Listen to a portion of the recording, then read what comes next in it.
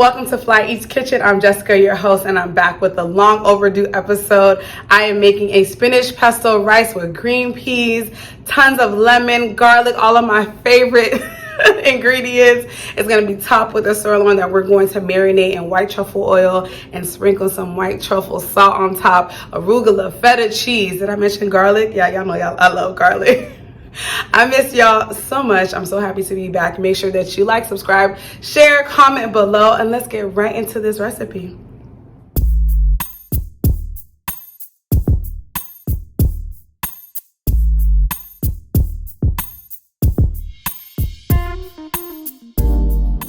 I miss y'all so much, so I definitely had to come back with something very, very, very delicious. Well, I hope it will be delicious. I feel like it will be. It's been in my mind for a minute. I think I was having kind of like writer's block for recipes. It was like a minute for me to just like really get into the inspo mode. And if you're creative, then you understand that sometimes life and things go on that just kind of make you not want to just dive into all of the things that you love, all the passions that you love. And of course, cooking is one of my passions. And so it feels good to be back. So I know I'm doing a lot of talking. Some people in the comments don't like that. But guess what? Here we are. And we will start cooking. So first, let's start off with the ingredients. Of course, we're going to have this beautiful sirloin, top sirloin that I got. It's just been resting over here. We're gonna add some truffle oil and truffle salt on top. You guys, it's gonna be very simple but so delicious. We're gonna make a spinach pesto because I'm not really big on the basil pesto. So I have, spinach there.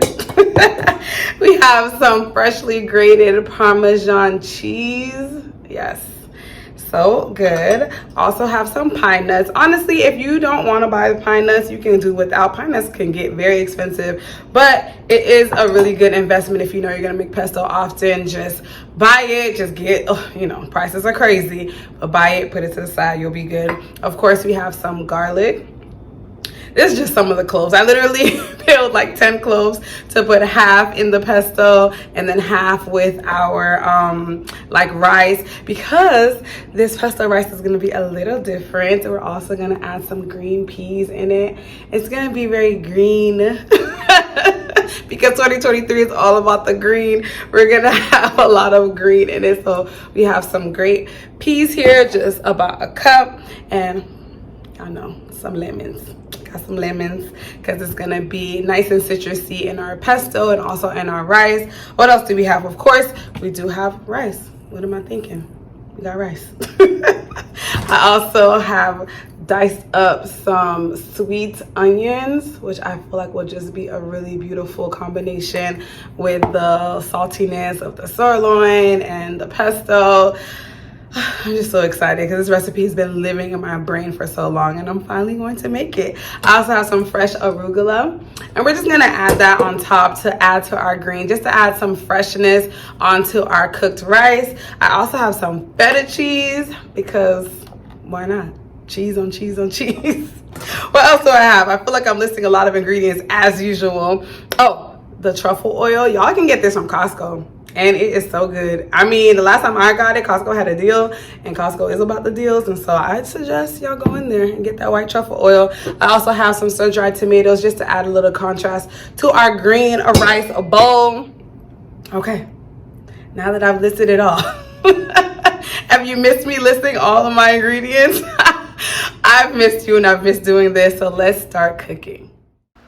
Let's start with our spinach pesto. You're going to add into a blender 2 cups of your baby spinach. I did a light chop to it just to add in there to make it easier to blend. Then you're going to add in a 1/4 cup of your pine nuts. Again, the pine nuts are optional, but I can't lie, they do give the pesto a nice nutty taste. A little expensive, but again, to me, they are worth it. You're going to also add in a 1/2 cup of grated Parmesan. Freshly grated is the best, but if you have to get prepackaged, y'all, it's not going to kill you, but I'm just saying, trust me, freshly grated is bomb. Add a couple cloves of garlic, and then I squeezed some lemon juice into it, about 2 teaspoons worth.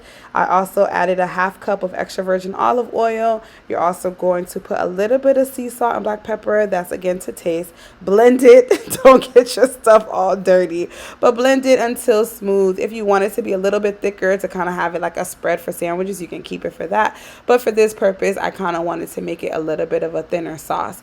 On your frying pan or just like a nice large pot, you can put a little bit of the sun-dried tomato oil or whatever oil you have. Honestly, I was running low on my olive oil, so that's why I use my sun-dried tomato oil that was in the container. I would say just like a teaspoon or maybe a little bit less than a tablespoon onto a medium high pan. Add in your sweet onions and your garlic. You do not want to overcook these or to burn the garlic. So honestly, if it's like medium low, it's really good because that onion is going to get translucent and it's going to get fragrant. It's going to smell so good up in your house. You can just let that cook, and the sun-dried tomato oil is going to definitely have a nice taste to it. I also sprinkle a little bit of salt, and well, actually just salt on the onions because I feel like it brings out the onions and the garlic flavor. You're going to freshly rinse out your green peas. If you have them frozen, that's okay. Just I would kind of rinse it first so it's not totally frozen, and then add it into your pan or pot rather with your onions and your garlic. Again, you don't want any of the heat to be crazy high because this is a slow process. It's going to be a quick meal, but we don't want to overdo anything because we're going to add our rice in a little bit. Squeeze a little bit of lemon juice so it can have some more of that lemon flavor into our pots. And then you're going to pour in your pesto. So listen, making rice has me on the chokehold most of the time. I cannot lie to y'all. So what I did, instead of doing the 2 cups of water, I just did 2 cups of the pesto because it has the, obviously it's a liquid. And so then you're going to let it come to a boil and make your rice that way. So follow those rice instructions, y'all. If rice has you in a chokehold like it has me sometimes, but this made sense in my head instead of making it overly liquidy and then the rice doesn't cook well. So the pesto kind of just substitute for your liquid instead of having the rice or having the water rather. So again, make it come to a boil, and then you're going to just add your 1 cup of rice. I'm another person who also likes to put too much rice into a pot sometimes, and then I have tons of rice forever. 1 cup, I promise you y'all, is enough. It really is enough for like 4 servings. So go ahead and mix your rice in with your peas and that pesto, that beautiful green sauce. Make sure that it's just like mixed in thoroughly. And then you're going to put the heat down to low and cover it so that it can actually simmer and cook, and you're going to have perfect rice. Next, we're going to work on our sirloin. You're going to cover it all over with the white truffle oil, and then you're going to sprinkle on some of this black truffle salt. It is so good, but it's really strong, so don't overdo it. I'm going to see where I can actually find this cannelle, if you can order it online, because my cousin actually gave me this from in Canada, in Montreal, when I was visiting over the holidays, because he knows I love truffle, and it is just such a fragrance, and like, oh, just the aroma of it is amazing when you sprinkle it on here. But yeah, so you're gonna sprinkle some of that salt on one side, black pepper, and then you're gonna do the exact same thing on the other side. I would let it rest a little bit, let that salt and pepper kind of like permeate into the steak, and then you're gonna grab your hot cast iron skillet, or you're gonna make it hot when you place it on high heat with your butter melted, and you're gonna place that steak on super hot and let it just cook. Don't mess with it, don't fool with it. Just let it sear on one side for about 4 minutes or 4.5 minutes, and then you're going to go ahead and flip that sucker over and literally do the same thing. Let it cook again for 4.5 minutes. So I cook it so that it still has a little bit of pink in the center, so I guess that will be like medium well. But if you want it to be rare, if you want it to be well done, however you like your steak, honey, do it. Okay, it's your steak. Now I should have left it on that side for a little bit longer so it can have a little bit more color. Either way, it was really good, very crusty. You can just like literally scrape your knife across and just hear that salt flake and the pepper flake across, which was super, super yummy. So you're gonna let that rest before you cut into it. Our rice is done.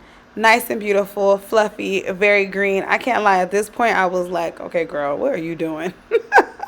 with this green ass recipe, but it smelled amazing, so I already knew I was on the right track. So now that you have our nice fluffy rice, what you're gonna do is grab your sun-dried tomatoes. Just fork out a few of those sun-dried tomatoes. If you want more, definitely listen, go ham. I'm a sun-dried tomato fiend, but you're just gonna add a few of those into your rice. You kind of want to let the oil drain because you don't want to make the rice too oily.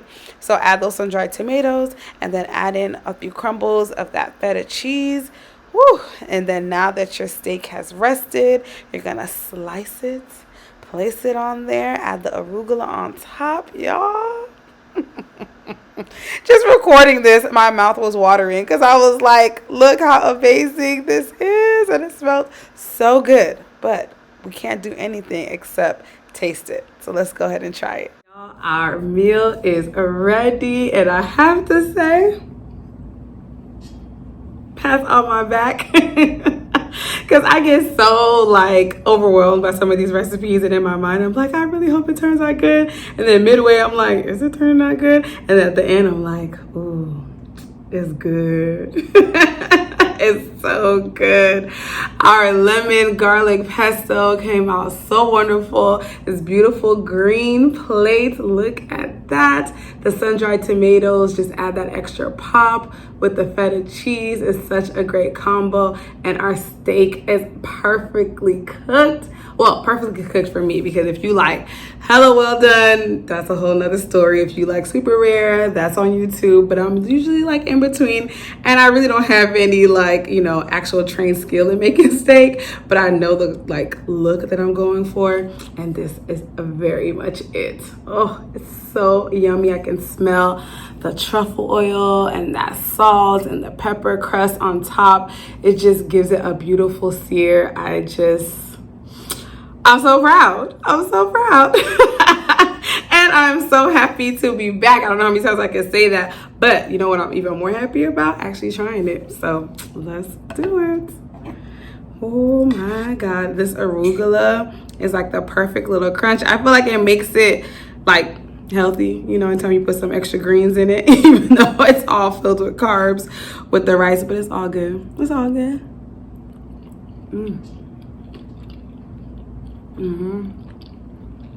Yep. It's really good, guys. Really, really good. Let's try the steak.